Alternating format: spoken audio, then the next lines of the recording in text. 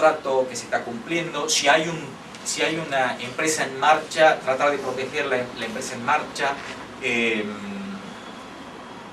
Y luego también decíamos medidas de prueba anticipada, si es que corre peligro alguna prueba importante, también se puede utilizar una medida provisional para esto, ¿no?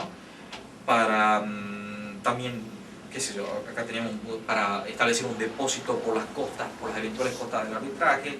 Hay una variedad de posibilidades con las medidas. Tengo acá lo que decíamos, básicamente lo que fui mencionando, los requisitos que generalmente se tienen en cuenta: la verosimilitud en el derecho, el peligro en la demora, que también es conocido, o urgencia. En arbitraje de inversiones, básicamente por ahí se habla de necesidad y urgencia, pero lo cierto es de que los dos términos y los dos conceptos están muy próximos. También figura conocida, porque a medida que parece que hay más urgencia, uno a veces pide menos de otros requisitos.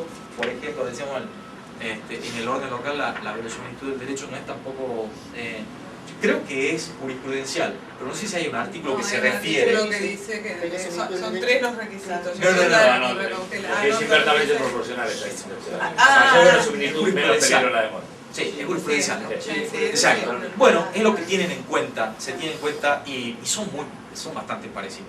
Pero bueno, básicamente se tiene en cuenta la necesidad, la urgencia, la verosimilitud del derecho, la proporcionalidad de lo que se está pidiendo.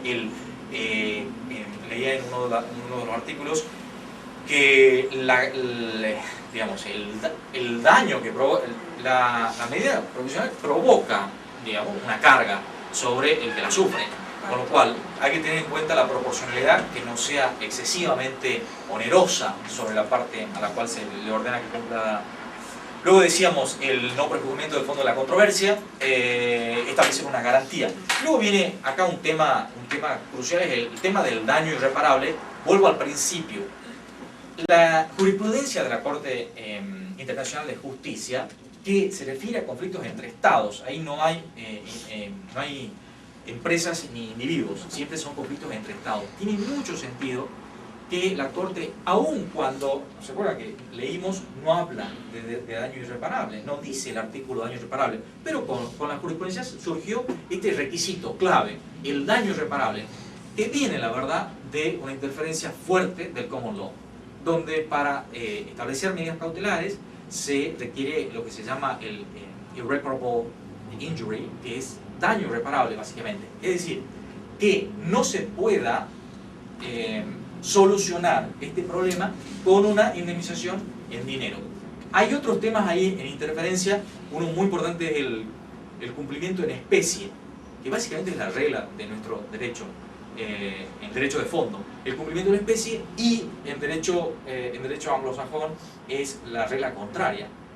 Lo que ellos llaman specific performance es la excepción, y un juez no la da a menos de que le prueben que es la única forma, porque si se puede otorgar una indemnización con dinero, una indemnización pecuniaria, suficiente. No hace falta ni el cumplimiento en especie, y esto que está muy cerca es el daño irreparable para obtener o para otorgar una medida cautelar. Pero lo cierto es que no está establecido que haga falta. La Corte Internacional de Justicia casi unánimemente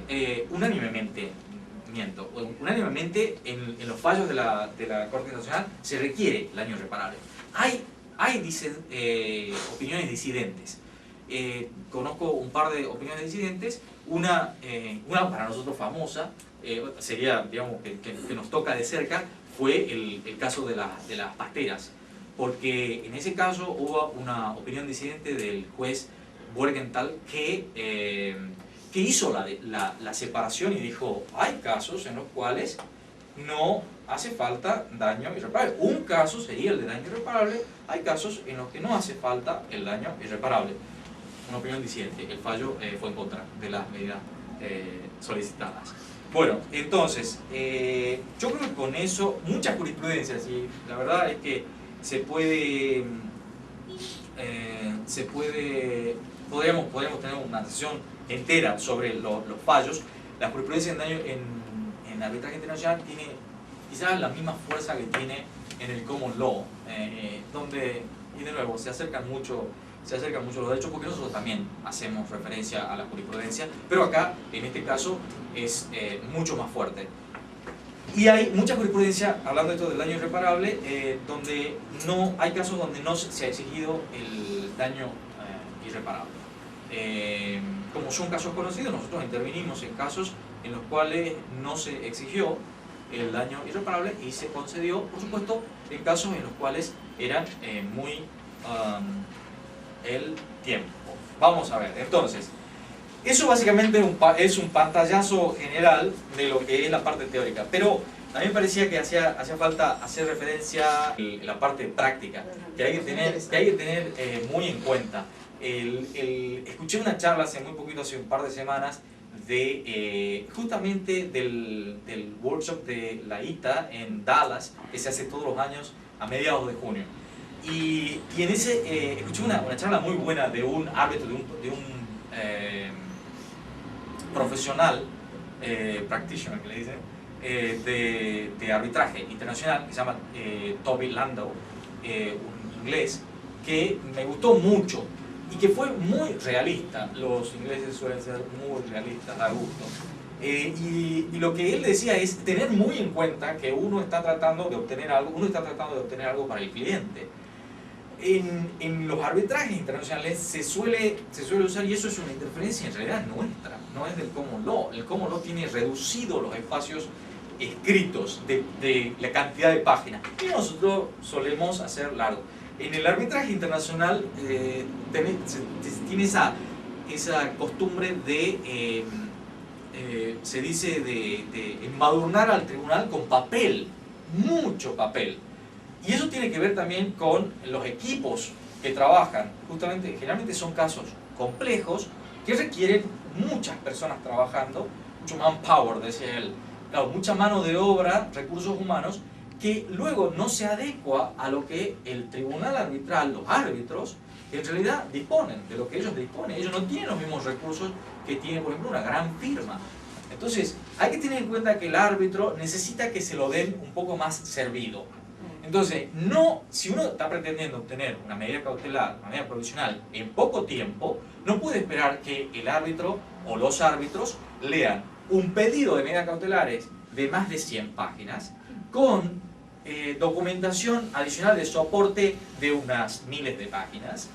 Y luego, y aparte también, porque uno quiere justamente que se convenza el tribunal, le presenta unos peritos de parte, unos expertos, que muchas veces hacen falta.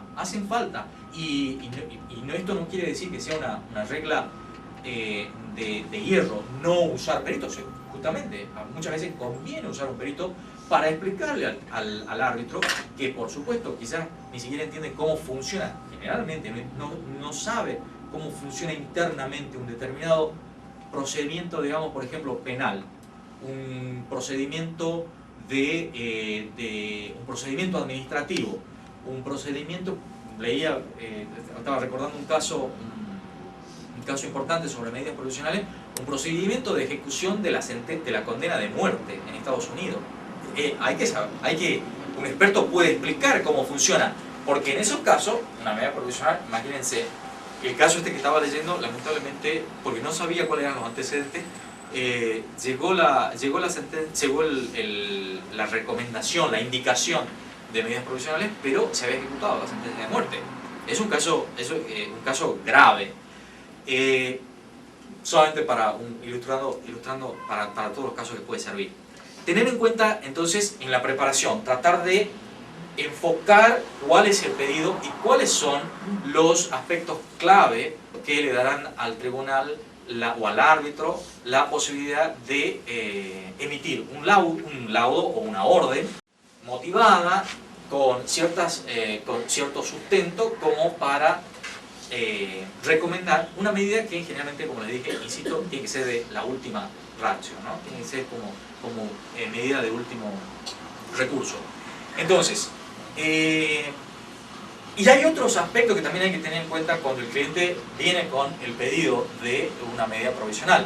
Hay que tener en cuenta las necesidades del cliente, y muchas veces uno sabe que corre riesgos. Puede correr riesgos, por ejemplo, riesgos en jurisdicción, también se pueden correr, por supuesto siempre se corren riesgo de gastos que se van a generar, pero bueno, ahí hay que tomar una decisión, si se inicia el arbitraje o no se inicia, pero el cliente debería saber cuáles son los riesgos que se corren, porque muchas veces pueden ser serios.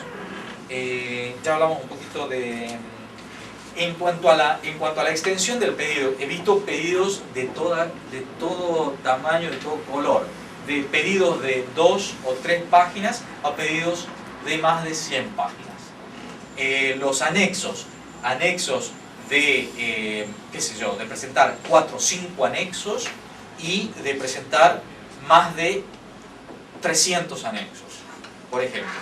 He visto pedidos en los cuales se incluye una opinión de experto, un perito básicamente, pero un perito de parte, pero a veces también el tiempo, hay que jugar con el tiempo, si se puede llegar a obtener una opinión en poco tiempo. Hay de todos tipos, y luego también las decisiones pueden ser de todos los tipos, puede ser larguísima como pueden ser medidas con muy pocas páginas en las cuales se otorga una medida grave, bastante grave, que involucra, por ejemplo, a estados. Entonces, luego, 5 minutos y se acabó. Generalmente seguimos, pero sí, no tenemos espacio para preguntas al aire, ¿no? Quizás perfecto, sí, solamente hacer redondeo acá. Seguimos. Sí, no redondeo acá, porque creo que ya tengo todo lo que quería, más o menos lo que quería cubrir. Y luego de que se ha hecho todo el trámite, generalmente hay una audiencia, estoy pensando más que nada en los arbitrajes de inversiones, hay una audiencia en la cual se explica al tribunal, tener presente cuál es el público es el tribunal. Entonces uno está tratando de convencer al tribunal, tratar de enfocar de nuevo en lo importante, en lo que al tribunal lo puede llegar a convencer. Y estar preparado siempre para las preguntas del tribunal, son las preguntas que más importan, porque es por uno tener en cuenta por dónde va el interés y la preocupación del árbitro. Estar preparado, preparación todo el tiempo, lo que dicen el arte de anticiparse a las preguntas que puede tener el tribunal. Y luego esperar a ver qué pasa, si sale o no sale. Si sale la medida que uno pidió, bueno, yo le recomendaría celebrar. Por lo menos porque en muchos casos la verdad que son dignas de celebración. No son una anticipación del laudo, pero por lo menos a uno le da cierta confianza y protege los derechos del cliente. Y si va mal, porque rechazan el pedido, lo cierto es que esto es algo muy fluido, se puede presentar un nuevo pedido, pueden pasar meses, pueden pasar incluso, porque las circunstancias van cambiando. Y con lo cual no desalentarse, muchas veces en el primer intento no saldrá, pero puede llegar a salir en el 5º u 8º intento. Si hace falta, habrá que hacerlo. ¿Por qué? Sí, exactamente. Intento dudo mucho de hacerlo gratis. Exactamente. Con lo cual con eso yo concluyo y quiero, si ustedes quieren hacer algunas preguntas, si las sé, las respondo. Y si no las sé, bueno, por ahí las averiguaré y en todo caso quedamos en contacto. Si me permite cortito una duda que registré cuando hablabas cuando se emiten estas órdenes o recomendaciones, ¿no?, a los estados, sí. ¿Cuál es la reacción digamos, como decimos acá, se cajonean cuál es tu experiencia en ese sentido, si tenés algún caso que puedas contarnos? La verdad que es una buena pregunta, ¿no? Porque lo que decíamos, el cliente tiene un interés que por supuesto se dicte la medida provisional, la medida cautelar, pero luego también el interés está en que se cumpla. Y en los casos, por ejemplo, de arbitrajes de inversiones en los cuales el afectado es el Estado, pueden pasar una serie de cosas y muchas veces se cumplen las medidas por los Estados y muchas veces lo cierto es de que no se cumplen y la forma de ejecutar